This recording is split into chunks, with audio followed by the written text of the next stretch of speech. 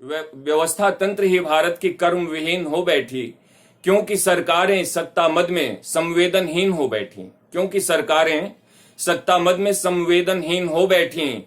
सुर्खियां हैं आज अखबारों में, कल चांद उतरेगा। सुर्खियां हैं आज अखबारों में, कल चांद उतरेगा। अंधेरा रात का भी दूर होगा सबके आंगन का। बच्चे ने तोतली आवाज में पापा से ये पूछा, रोटी भी आएगी संग चांद के, ऐसा लिखा है क्या? बच्चे ने तोतली आवाज में पापा से ये पूछा, रोटी भी आएगी संग चांद के, ऐसा लिखा है क्या?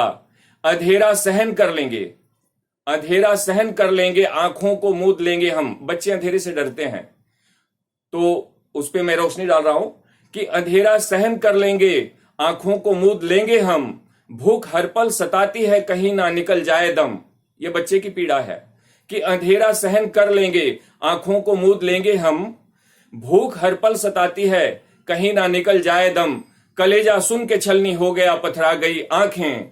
कर गया मन को भी बोझिल बच्चे की तोतली बातें। सुना कि भूख से कल रात को ही मर गया बच्चा, सुना कि भूख से कल रात को ही मर गया बच्चा। जमाने के दिखावे को बेपर्दा कर गया बच्चा। जनाजे पर भी रोने की कहां ऐसों को फुर्सत है, जनाजे पर भी रोने की कहां ऐसों को फुर्सत है।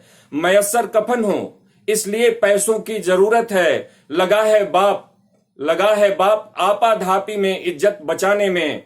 रोए या लगे वो बस कफन के पैसे जुटाने में। ये मेरे जीवन में एक सच्चाई, ये सच्ची घटना घटी थी कि एक विद्यालय में दिल्ली में मैं पढ़ाता था, बहुत पहले एनजीओ था।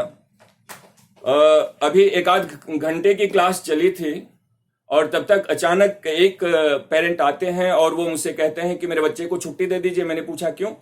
तो कहें कि इसकी माँ का इंतकाल हो गया है।